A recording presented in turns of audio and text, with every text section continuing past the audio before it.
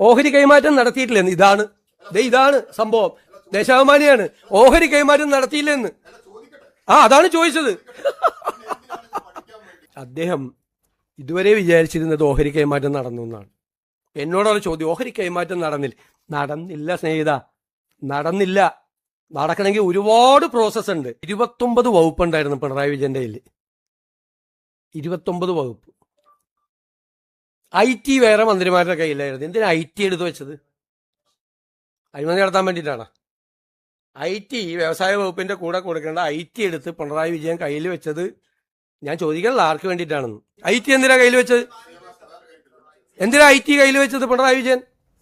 നമ്മളെ കൊണ്ട് പറയിപ്പിക്കല്ലേ. ഞാൻ ഇത്ര പറയുള്ളൂ. ഞാനായതുകൊണ്ട് ഞാൻ അതിന്റെ രണ്ടാമത്തെ റൗണ്ട് ഞാൻ പറയില്ല. എന്റെ തിരിച്ചുള്ളൊരു ചോദ്യം കേട്ടോ. കണ്ണൂർ ജില്ലാ സെക്രട്ടറിക്ക് എന്താ കാര്യം വിഴിഞ്ഞത്തിന്റെ കാര്യത്തിൽ? എന്താ ഇത്ര ഇൻട്രസ്റ്റ്? പാർട്ടിയുടെ കണ്ണൂർ ജില്ലാ സെക്രട്ടറിക്ക് എന്താ ഇൻട്രസ്റ്റ് വിഴിഞ്ഞത്തിന്റെ